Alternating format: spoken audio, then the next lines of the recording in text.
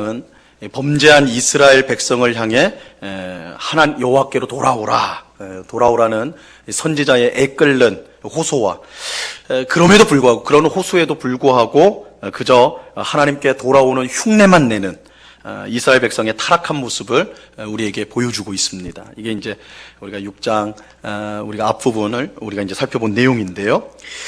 오늘 우리가 읽은 본문 바로 앞에 있는 6절에 보면 하나님께서 이스라엘 백성에게 무엇을 원하셨는가? 정말 하나님이 이스라엘 백성 또한 오늘 우리들에게 원하는 것이 무엇인가? 그것이 이제 분명히 나오고 있습니다.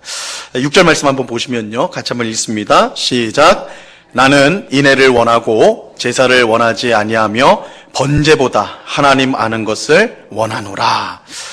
하나님이 이스라엘 백성에게 원하는 것은 제사와 번제가 아니라 인애와 하나님을 아는 것입니다. 그래서 인애는 사랑을 말하는 거예요. 사랑을.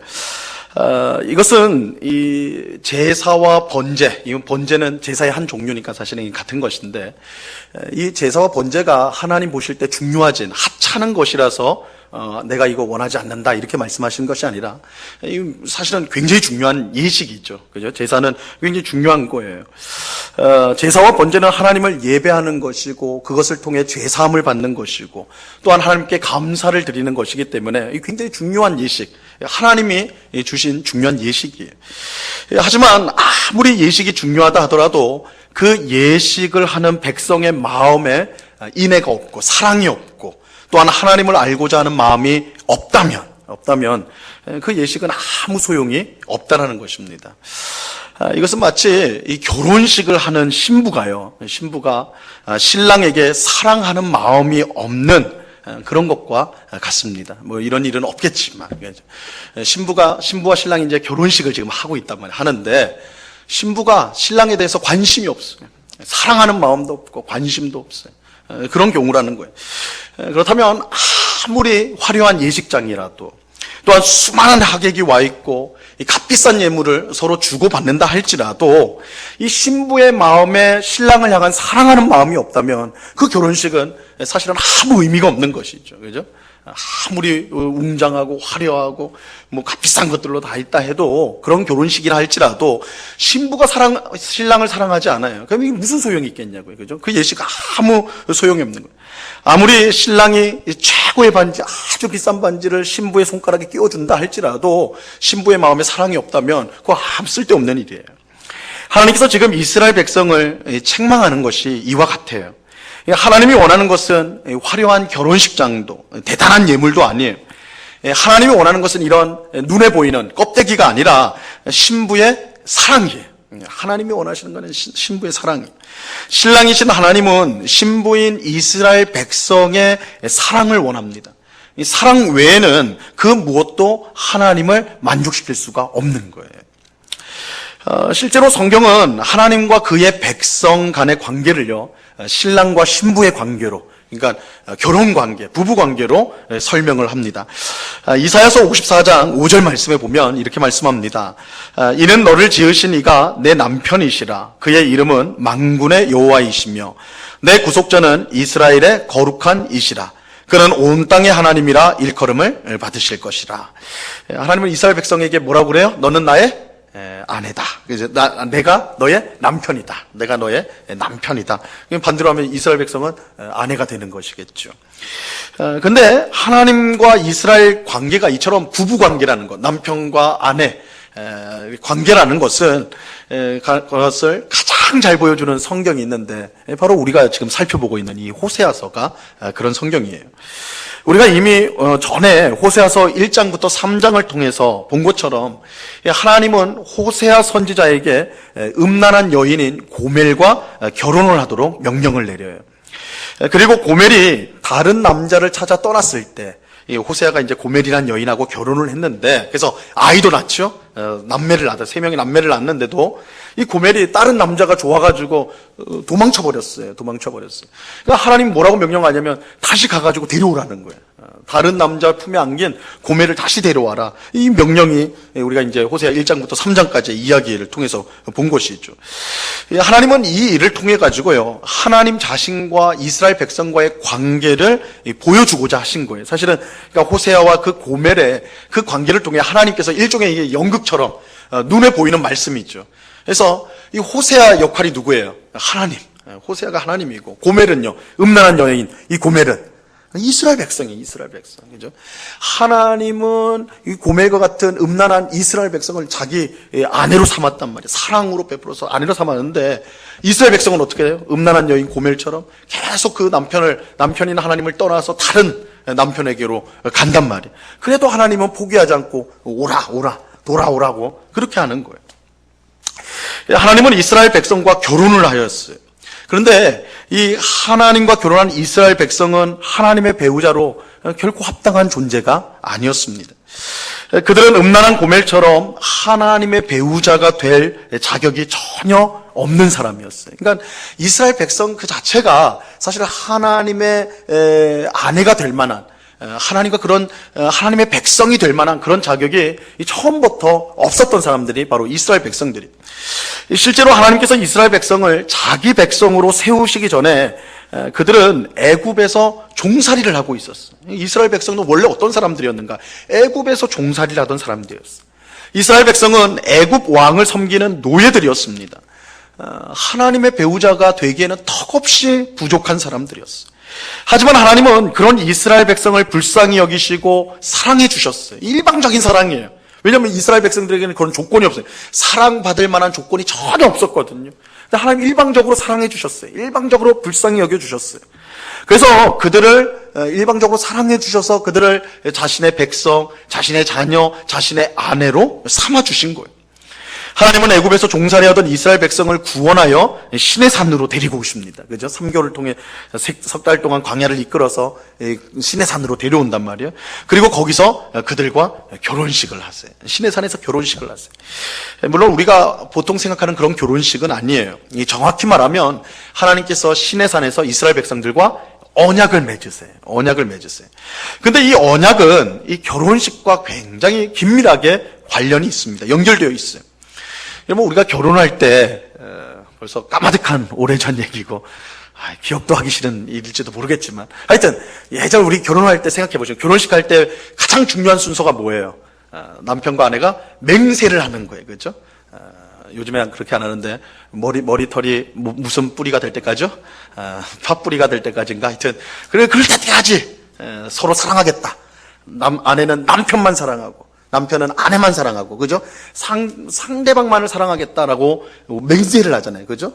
다짐을 한다면, 맹세를 한단 말이에요. 이게 언약이에요. 이게 언약이에요. 이 출애굽기 24장에서 바로 이 언약식, 다르게 말하면 하나님과 이스라엘 백성 간의 결혼식이 있는 거예요. 하나님은 턱없이 부족한 신부 이스라엘 백성을 오직 사랑으로 그의 아내로서 받아들였어요. 그러나 신랑이신 하나님의 과분한 사랑을 받은 이스라엘 백성이지만 그들은 고멜처럼 행동을 합니다. 고멜처럼 행동을 해요.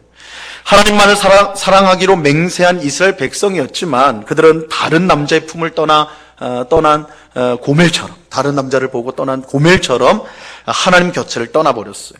이스라엘 백성은 하나님을 버리고 바알과 아세라와 같은 그런 우상을 숭배하였던 것입니다. 그러니까 이게 우상 숭배를, 그래서 성경에서는 이거를 간음으로 비유를 해요. 간음으로. 이거 왜냐하면 하나님과 이스라엘 백성이 결혼 관계에 있기 때문에 이스라엘 백성이 우상 숭배하는 건 그 자체로 간음이 돼버리는 거예요. 이 결혼 관계를 깨트려버리는 간음이 돼버리는 것이죠. 그들은 하나님의 말씀을 버리고 자기 탐욕대로 살았어요. 하지만 신랑이신 하나님은 이런 음란한 신부인 이스라엘 백성들에게 어떻게 하셨습니까? 이 호세아가 다른 남자를 찾아 떠난 고멜을, 음란한 여인 고멜을 다시 찾아왔던 것처럼, 다시 데리고 왔던 것처럼 하나님 또한 이스라엘 백성을 향해 두 팔을 뻗고 그들을 기다리셨어요. 그들이 돌아오기를 원하셨어요. 하나님은 이스라엘 백성이 진심으로 회개하면 언제든지 다시 받아주실 준비가 되어 있었어요. 그래서 하나님은 호세아 선지자를 통해 나에게로 돌아와라, 나에게로 돌아와라 이렇게 애타게 부르셨습니다. 6장 1절 말씀이에요. 호세아서 6장 1절 말씀 같이 읽습니다. 시작. 오라 우리가 여호와께로 돌아가자. 여호와께서 우리를 찢으셨으나 도로 낫게 하실 것이요 우리를 치셨으나 싸며 주실 것임이라. 이스라엘 백성이 하나님을 멀리 떠나 심판을 받았을지라도 이미 이스라엘 백성들이 하나님을 떠나가지고 우상숭배에 깊이 빠졌어요. 그래서 하나님의 심판이 임했어요. 하나님 앞에 야단 맞았단 말이에요. 그럼에도 불구하고 하나님은 그들을 버리지 않으셨어요. 다시 돌아와라, 다시 돌아와라. 그러니까 너희가 하나님께서 그들의 범죄로 말미암아 심판하셨을지라도, 때렸을지라도, 찢으셨을지라도 돌아오기만 하면, 진심으로 회개하고 돌아오면 하나님이 낫게 해주실 것이다. 하나님 다시 받아주실 것이다. 회복하도록 하실 것이다. 이렇게 말하는 거예요. 그만큼 아내로 삼은 이스라엘 백성을 향한 이 남편인 하나님의 사랑이 크다라는 거예요. 하나님의 사랑이 크다라는 것입니다. 하지만 문제는 무엇입니까? 이스라엘 백성이요, 이 놀라운 하나님의 사랑을 제대로 알지 못했다라는 거예요. 그러니까 여러분, 우리가 성경을 보면서 확인해야 될 건 그거예요. 하나님 우리를 너무 사랑하세요. 그 하나님의 사랑에는 문제가 없어요. 하나님의 사랑은 변한 적도 없고 줄어든 적도 없고 변경된 적도 없어요. 변덕이 된 적도 없어요. 언제나 문제는 우리예요. 하나님이 그토록 놀라운 사랑을 우리에게 부어주셨지만 그 사랑으로 우리를 항상 대하시는데 우리가 어떻게 해요? 그 사랑을 받지 않는 거예요. 그 사랑을 가볍게 여겨요. 그 사랑을 쉽게 버리는 것입니다. 그래서 이스라엘 백성은요, 사랑을 원하는 하나님께 그저 눈에 보이는 제사만 드릴 뿐이었어요. 하나님께서 돌아와라. 너희 계속 그렇게 죄 짓고 멀리 떠나면, 나를 떠나면 망한다. 이렇게 말씀하셔서 실제로 이스라엘 백성이 망했거든요. 그래서 이제 돌아오는 거예요. 돌아오라고 하니까 돌아왔는데, 돌아오면 하나님을 사랑해야 되는데, 어떻게 해요? 흉내만 내요, 흉내만. 제사 드리면서, 그죠? 제사 드리면서, 하나님 이거면 되죠? 하나님 우리가 이렇게 제사 드리면 되죠? 하나님 우리가 일주일에 주일 예배, 하나님 이렇게 드리면 되죠? 이렇게 하고 나머지 6일 동안은 좀 저 마음대로 살 테니까. 내가 이 주일 예배 드리면 되는 거 아닙니까? 그러니까 진정으로 하나님을 사랑하는 것이 아니라 흉내만 내는 거예요, 흉내. 하나님은 사랑을 원하는데 이스라엘 백성들은 계속 껍데기만 그렇게 하는 거예요. 이것은 하나님의 사랑을 모독하는 것이죠. 우리는 여기서 이스라엘 백성이 어디서부터 잘못되었는지 그 근원을 살펴볼 필요가 있어요. 이스라엘 백성의 잘못은요, 단순히 그들에게 사랑이 부족했다는 것이 아닙니다. 참 이스라엘 백성들은 사랑이 부족한 자들이어서 이렇게 하나님을 사랑하지 못했구나. 아니에요. 이스라엘 백성들이 사랑이 부족한 게 아니었어요. 왜냐하면 그들은 우상들은 열렬히 사랑했어요. 그죠? 바알과 아세라와 몰렉과 같은 신에게는 열렬했단 말이에요. 이 몰렉 신은 뭘 바쳤습니까? 자기 아들을 바쳤어요. 자식을 바치는 열정이 있었어요. 그죠? 불에 태워서 제물로 바쳤단 말이에요. 그러니까 그들이 사랑이 없었던 게 아니에요. 그들이 사랑이 부족해서 하나님을 떠나 우상을 숭배한 것이 아닙니다. 마치 고멜이 사랑이 부족해서 호세아를 떠난 것이 아닌 것과 같은 거예요. 고멜은 다른 남자를 사랑했기 때문에 떠난 거예요. 이스라엘 백성들도 마찬가지로 하나님이 아닌 우상을 사랑했기 때문에 하나님을 떠난 것입니다. 자, 그러면 이스라엘 백성의 근원적인 잘못은 무엇인가? 그들은 자신들이 하나님과 어떤 관계를 맺고 있는지를 제대로 알지 못했습니다. 다시 말하면 하나님께서 이스라엘 백성을 얼마나 귀하게 여기고 그들과 얼마나 깊은 관계를 맺고자 하는지를 제대로 알지 못했다라는 거예요. 여러분, 여기에 이스라엘 백성들의 모든 문제의 원인이 있어요. 그들은 하나님이 그들을 얼마나 사랑하는지, 그들과 얼마나 깊은 사랑의 관계를 맺고자 하는지 제대로 알지 못했다라는 거예요. 자, 오늘 본문 7절을 보시기 바랍니다. 오늘 본문 7절 같이 한번 읽습니다. 시작. 그들은 아담처럼 언약을 어기고 거기에서 나를 반역하였느니라. 하나님은 이스라엘 백성이 아담처럼 언약을 어겼다, 이렇게 말씀하고 있어요. 사실 이 구절은요, 엄청나게 논쟁이 많은 구절입니다. 신학자들 사이에서는 이 구절 굉장히 어려운 구절이에요, 이 해석하기가. 왜냐하면 여기 아담이요, 어떤 아담을 말하는지가 분명하지 않기 때문에, 물론 우리는 분명한데 학자들은 분명하지 않다고 생각을 해요. 그래서 이 구절은 학자들 사이에서는 굉장히 악명 높은, 이걸 어떻게 해석해야 되냐, 이 아담이 뭘 가리키느냐, 그것 때문에 이제 논쟁이 많은 구절입니다. 어떤 사람들은, 사실은 많은 학자들은요, 여기에 나오는 아담은 하나님이 만드신 첫사람 아담, 우리는 다 그렇게 생각하죠. 그 아담이 아니라 지역 이름이라고 생각을 해요. 아담이라는 지역 이름으로. 그들의 주장을 따르면 7절은 이렇게 이제 해석이 되는 거예요. 다시 이렇게 말할 수가 있어요. 그들은 아담에서 살던 사람들처럼 언약을 어기고 거기에서 나를 반역하였느니라. 이렇게 이제 되는 거예요. 이렇게 주장하는 가장 큰 이유는 이 아담이 언약을 맺었다는 내용이 성경에 나오지 않기 때문에 그래요. 사실 오늘 6장 7절에서 아담이 언약을 어겼다 이렇게 이제 말씀하고 있는데, 창세기, 이제 아담 이야기는 창세기에 나오니까 창세기 1, 2, 3장을 보지만 거기에 아담이 하나님과 언약을 맺었단 말이 없어요. 언약이란 말 자체가 나오질 않습니다. 그러다 보니까 학자들은 이 아담이 언약을 맺은 적이 없는데 어떻게 언약을 어길 수가 있느냐. 그래서 이 아담이라는 것은 사람이 아니라 지역 이름이다. 지역 이름이다. 이렇게 주장을 하는 거예요. 실제로 여호수아서 3장 16절에 보면 아담이라는 도시 이름이 나와요. 아담이라는. 그래서 이스라엘 백성들이 요단강을 건너서 가나안 땅에 들어가잖아요. 근데 요단강의 물이 이제 건널 때 요단강의 물이 탁 멈추지 않습니까? 어디에서 멈추냐면 바로 이 아담이라는 도시 옆에서 멈춰요. 그 부근에서. 그래서 아담이라는 도시가 실제로 있었어요. 그리고 이어지는 8절과 9절에 보면 이 길르앗과 세겜이라는 지역 이름이 나와요. 그죠? 길르앗과 세겜이라는 도시 이름이 나오는데, 이것 또한 이 8절과 9절에서 길르앗, 그리고 9절에서 세겜이 나왔으니까, 8절에서 세겜이 나왔으니까, 9절에서 세겜이 나왔으니까 7절에서는 아담이라는 도시 이름이 나오는 것이 딱 맞는 거 아니냐. 그래서 7절, 8절, 9절에 다 지역 이름이 나오는 것이 적당한 것이다. 이렇게 이제 생각을 하는 것이죠. 그래서 이 아담이 도시다, 도시 이름이다. 이렇게 이제 주장을 해요. 하지만 우리는 여기에 나오는 아담을요, 하나님께서, 우리가 대부분 생각하는 대로 하나님께서 처음으로 창조한 사람으로, 그러니까 그 아담으로 우리는 보려고 합니다. 일단은 그렇게 봐야지만 사실은 이 7절 말씀이 자연스러워요. 7절 말씀이 자연스럽습니다. 이 아담을 지역으로 하려면, 오늘 말씀에는 아담처럼으로 돼 있잖아요. 그죠? 근데 지역으로 하면 아담처럼 하면 말이 안 되는 거예요. 그죠? 그래서 아담에서처럼 혹은 아담에서 살던 사람들처럼 이렇게 고쳐야 하는데, 이 성경을 이렇게 마음대로 고칠 수가 없다라는 거예요. 그죠? 이게 자연스럽지 않다는 것이죠. 그리고 아담은 성경에서 그렇게 잘 알려진 지역이 아니에요. 이게 여호수아에서 지나가면서 언급되는 도시 이름이에요. 근데 반면에 그 다음에 나오는 지역들, 길르앗이나 세겜은 굉장히 유명한 지역이고 도시 이름이거든요. 그런데 난데없이 아담이라는 잘 알지도 못하는 지명이 나온다? 이것도 자연스럽지 못한 것이죠.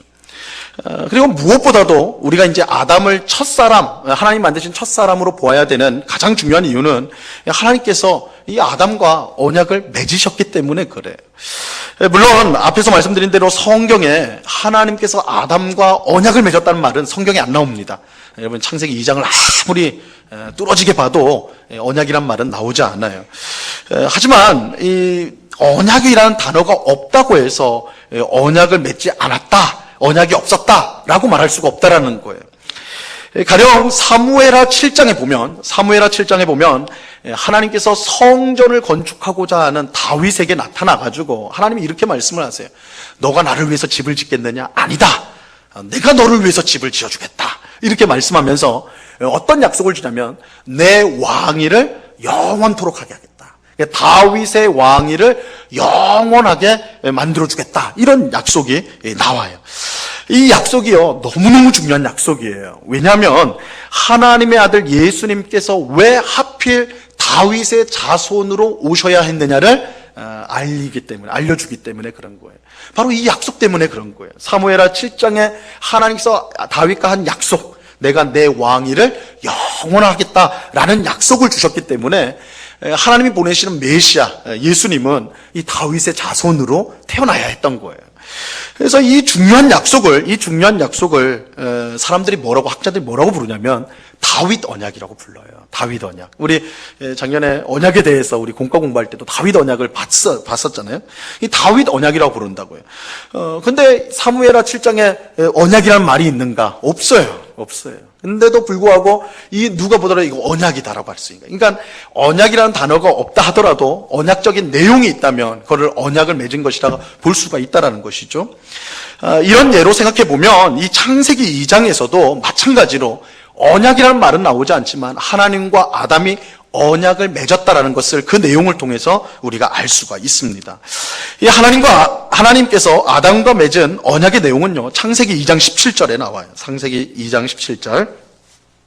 같이 한번 읽습니다. 시작. 선악을 알게 하는 나무의 열매는 먹지 말라. 내가 먹는 날에는 반드시 죽으리라 하시니라.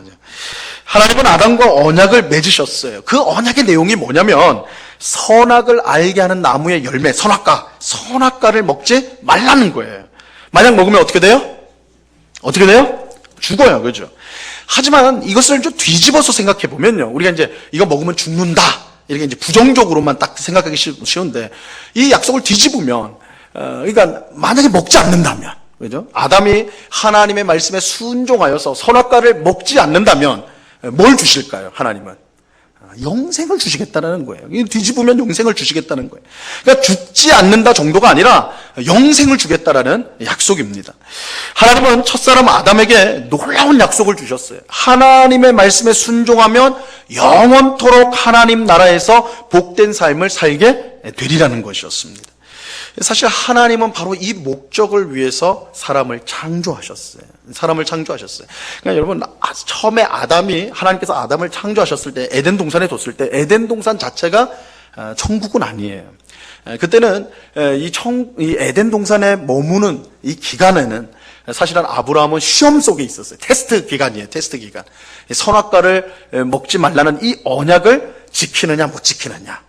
이 테스트를 받아야 됐던 것이죠. 그 테스트에 통과한다면 그야말로 하나님의 나라, 천국에서 하나님과 함께 이 세상을 다스리는 그런 복된 영광스러운 삶을 살게 될 거예요. 아담과 그의 후손 모두가 살게 된다는 것이죠. 그런데 사람이 이러한 복을 누리기 위해서 반드시 필요한 것이 있었어요. 그것은 하나님을 진정으로 사랑하여 그의 말씀에 온전히 순종하는 것이었습니다. 하나님을 사랑하여 온전히 순종하는 것이었어요. 여기서도 우리는 하나님이 우리에게 원하는 것이 다름 아닌 사랑이었다는 것을 보게 됩니다. 하나님은 처음부터 사랑을 원하셨어요. 우리는 하나님을 사랑하는 것이 곧 하나님의 말씀에 순종하는 것이라는 사실을 알아야 됩니다. 여러분, 하나님께서 아담에게 선악과를 먹지 말라라는 명령을 주셨을 때 그 명령에 순종하는 것 할 때 우리는 어떤 명령이라는 것을 좀 부정적으로 생각을 해요. 그죠? 군대 생각을 해가지고 명령을 내린다. 누가 명령을 한다. 그걸 좀 부정적으로 생각하기 쉬운데 사실은 이 명령 자체가 절대 부정적인 것이 아니에요. 이 명령, 먹지 말라는 이 명령은 아담에게 순종을 요구하는 것이고 사실은 그 순종을 요구하는 것은 곧 사랑을 요구하는 거예요. 그러니까 성경 전체를 통해서 계속해서 강조되는 것이 있는데 하나님이 우리에게 요구하시는 게 뭐라고요? 사랑입니다. 그러니까 순종도 곧 사랑이에요.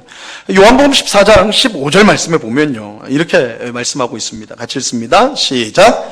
너희가 나를 사랑하면 나의 계명을 지키리라. 예수님께서 분명히 말씀하셨어요.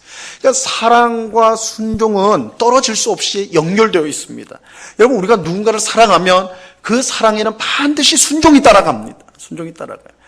순종 없는 사랑은 사랑이 아니에요. 그렇죠? 부모님을 난 너무너무 사랑해요 하면서 부모 말을 전혀 안 들어요. 그건 사랑일 수가 없는 거예요. 그죠? 그건 사랑일 수 없는 거예요. 그래서 사랑과 순종은 반드시 같이 가게 되어 있어요. 하나님께서 아담에게 언약을 맺으면서 선악과를 먹지 말라고 한 것은 단순히 아담에게 어떤 강압적인 제한을 하려고, 그를 괴롭히려고 명령을 내린 것이 아니라 사랑을 요구한다는 것을 보여주는 거예요. 내가 너한테 사랑을 원한다. 내가 너를 사랑해서 만들었는데 너가 나를 사랑하기를 원한다. 이게 바로 이 언약의 내용이라는 거예요. 하나님께서 아담에게 선악과를 먹지 말라고 말씀을 주시고 순종하면 영생을, 불순종하면 죽음을 주겠다고 하신 것은 일종 그와 함께 언약을 맺은 것이다. 언약을 맺은 것이다. 이것은 마치 시내산에서 하나님이 이스라엘 백성에게 십계명을 대표로 하는 율법을 주면서 율법에 순종하면 뭘 줘요? 복을 주시고, 율법에 불순종하면 어떻게 해요? 저주를 내리신다. 그죠? 이렇게 언약을 맺으신 것과 동일한 거예요. 근데 제가 앞에서 이 시내산에서 맺은 언약을 다른 말로 뭐라고 표현했어요? 결혼식이라고 그랬잖아요. 그죠? 결혼을 한 것이다. 이것은 아담과도 마찬가지. 하나님께서 아담과 언약을 맺은 것도 마치 결혼식을 올린 것과 같아서 하나님이 아담을 얼마나 사랑하는가를 보여주는 것입니다. 이것은 어떤 사람들의 주장처럼 하나님께서 아담을 가혹하게 대한 것이 결코 아닙니다. 어떤 사람들은 이렇게 주장을 합니다. 말을 해요. 우리 성도님 중에도 혹시 그런 생각을 해보신 분이 있을 수 있을 텐데, 하나님이 정말 아담 사랑했으면 선악과를 만들어 주지 말았어야지. 그죠? 에덴 동산에 선악과가 없었다면 죄 지을 일이 없을 거고, 그렇다면 오늘 우리가 이렇게 죄 가운데 고통을 당할 일도 없었을 텐데, 하나님이 정말 아담을 사랑했다면 선악과를 만들지 말아야 되는 거 아닌가, 이렇게 생각한 분들이 있어요. 하지만 이런 주장은요, 정말 어리석은 주장입니다. 이것은요, 이 말은 이런 거와 비슷해요. 이런 거와 같다고 할 수 있어요. 여러분, 이혼을 없애려면, 이 땅에서 이혼이라는 것을 없애려면 어떻게 하면 되는 줄 아세요? 이혼을 없애려면 어떻게 하면 되는 줄 아세요? 100% 해결할 수 있어요. 이혼의 문제를. 어떻게 하면 돼요? 결혼을 못하게 하면 돼. 안 하면 돼. 그죠? 결혼을 안 하면 돼요. 그럼 절대로 이혼할 일이 없어요. 그죠? 절대로 이혼할 일이 없어요. 이 말은 그럴듯해요. 그죠? 결혼을 안 하면 이혼도 없으니까. 그죠? 하지만 이 말이 얼마나 어리석은 것입니까? 결혼을 왜 하는 겁니까? 결혼을 왜 하는 거예요? 결혼은 그것을 통해서만 누릴 수 있는 풍성한 사랑과 기쁨과 은혜와 하나됨, 그것을 누릴 수 있는 게 결혼을 통해서 누릴 수 있기 때문에, 그죠? 결혼이 아니고는 누릴 수 없는 것이기 때문에 결혼을 하는 거예요. 그런데 이혼 안 하려고 난 결혼 안 하겠다면 이거 어리석은 것이죠. 어리석은 것이죠. 하나님께서 선악과를 먹지 말라고 명령하신 것은 사람을 괴롭히기 위해서가 아니에요. 오히려 정반대예요. 정반대예요. 하나님께서 사람을 너무나 사랑하셔서 참으로 복되게 하기 위해서 선악과를 먹지 말라는 언약을 맺은 것입니다. 만약 아담이 이 언약에 순종했다면 그와 또한 우리를 포함한 그의 모든 후손이요, 하나님 나라에서 영생을 누렸을 거예요. 이 놀라운 복과 은혜를 베풀기 위해 하나님은 아담과 언약을 맺어주셨던 거예요. 하지만 우리가 잘 아는 것처럼 아담은 이 귀한 언약, 정말 하나님께서 사랑으로 주신 언약을 어기고 선악과를 먹고 말지요. 그 결과 아담은 영생이 아닌 죽음을 얻게 되었어요. 하나님 말씀처럼 그렇게 된 거예요. 오늘 본문에서 하나님은 지금 이스라엘 백성이 첫사람 아담처럼 언약을 깨트렸다라고 말씀합니다. 하나님께서 너무나 사랑하셔서 시내산에서 맺은 그 언약을 이스라엘 백성이 깨트렸다라는 거예요. 아담이 언약을 깨트린 것처럼 시내산에서 하나님과 언약을 맺었던 이스라엘 백성, 하나님과 결혼식을 했던 이스라엘 백성들이 그 귀한 언약, 결혼 언약을 깨트렸다는 거예요. 깨트렸다는 거예요. 근데 언약을 깨트린 이스라엘 백성의 모습은 참으로 참담하였어요. 오늘 본문 8절과 9절이 언약을 깨트린 이스라엘 백성들이 얼마나 참담해졌는가, 참담하게 되었는가를 말씀해주고 있어요. 이 말씀도 한번 같이 읽겠습니다. 시작. 길앗은 악을 행하는 자의 고울이라 피 발자국으로 가득 찼도다.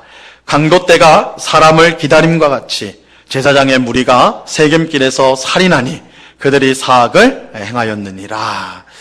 여러분, 이스라엘 백성 중에 단지 특별한 몇몇만 그렇게 악한 사람이 있었던 것이 결코 아니었어요. 그들의 죄악은 총체적이었어요. 마을 전체가 핏발자국으로 가득 찼다. 몇몇 사람의 핏발자국이 아니에요. 온 마을 사람, 온 백성이, 남녀노소 불구하고 모든 사람이 다 그 발자국이 핏자국이었다. 핏발자국이었다. 이렇게 말하고 있어요. 더욱이 세겜에서는 제사장의 무리가 마치 강도 때처럼 살인을 저질렀어요. 여러분, 우리가 잘 아는 것처럼 제사장은 하나님이 특별하게 선택한 사람이었어요. 여러분, 하나님께서 만국 백성 중에 이스라엘 백성을 택하셨어요. 그러니까 이스라엘 백성 자체가 택함을 받은 사람들입니다. 선택을 받은 사람들인데, 그 선택을 받은 이스라엘 백성 중에도 하나님이 제사장을 따로 선택을 하셨어요. 그러니까 제사장들은 하나님이 선택하고 또 선택한 사람들이에요. 특별히 하나님께 제사를 드리기 위해서 하나님을 섬기는 일로 선택을 받은 사람들이 제사장이었단 말이에요. 그러니까 누구보다도 거룩해야 되는 사람들이 제사장이었어요. 근데 그 제사장들이 어떻게 타락하게 됐는가? 강도 때처럼 되었다고 말하고 있어요. 강도 때처럼 되었어요.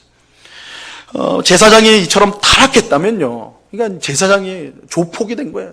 폭력배가 돼가지고 사람들 죽이고 빼앗고 자기 치부하고 이렇게 돼버렸다는 거예요. 백성의 지도자들, 백성들을 이끌고 하나님 앞으로 나아가야 될 제사장들이 이런 강도떼가 돼버렸으니까, 조직 폭력배들이 돼버렸으니까, 백성들은 더 말할 것도 없죠. 그죠? 백성들은 더 말할 것도 없죠. 그런 제사장을 따라가는 백성들의 꼴은 어떻게 되냐고요. 그죠? 지도자가 앞을 보지 못하는 사람이면 그를 따르는 사람들의 운명은 말할 것도 없습니다. 당연히 모두가 망하게 되는 거예요. 모두가 망하게 돼요. 언약을 통해 나타난 하나님의 놀라운 사랑과 은혜를 알지 못했던 이스라엘 백성은 점점 더 깊은 죄 가운데 빠지게 되었고, 결국 그들은 심판을 받을 수밖에 없게 된 것입니다. 이것이 오늘 본문이 보여주는 하나님의 한탄이에요. 하나님의 한탄이에요.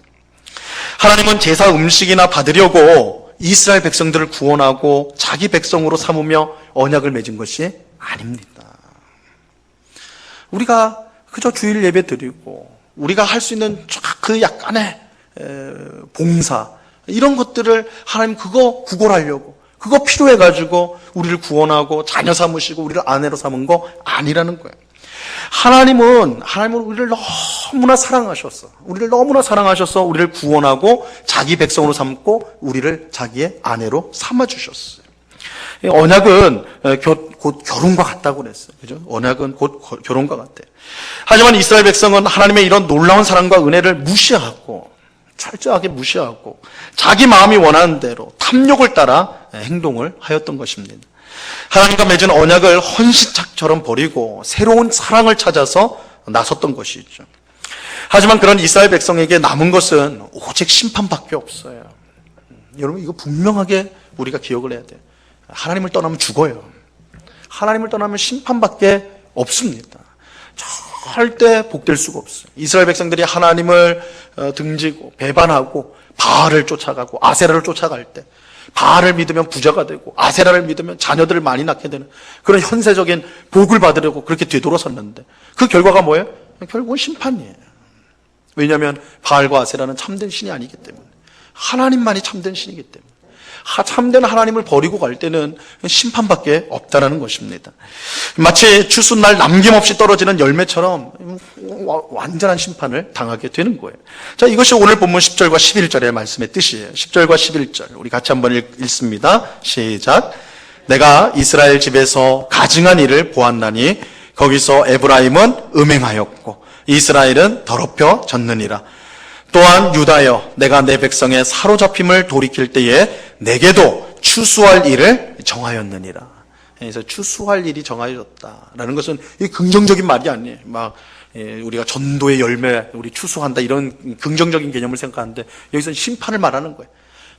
모든 열매들이 다 떨어지는 거예요. 남김없이 다 떨어져요. 그런 심판을 말하는 거예요.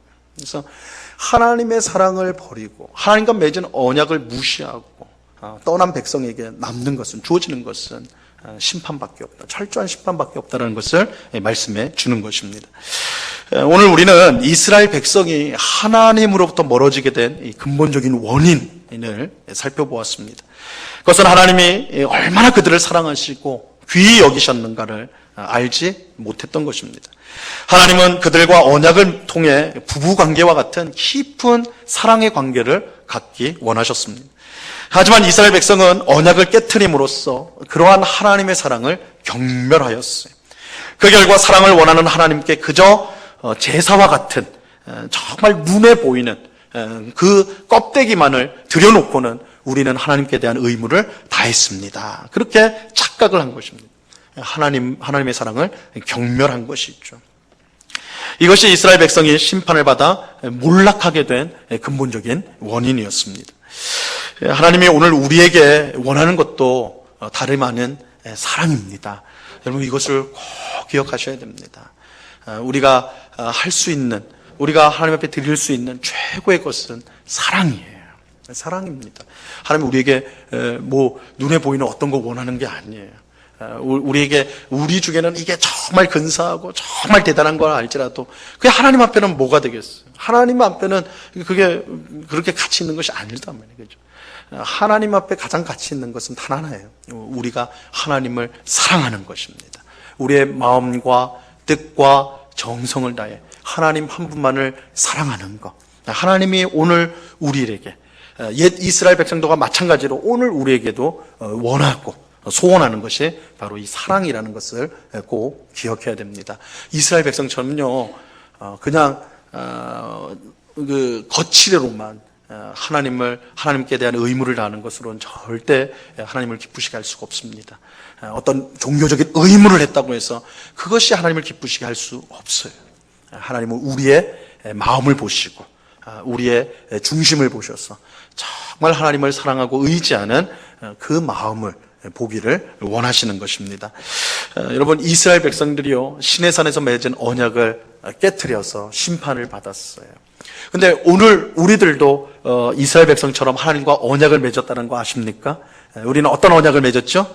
우리는 새 언약을 맺었어요.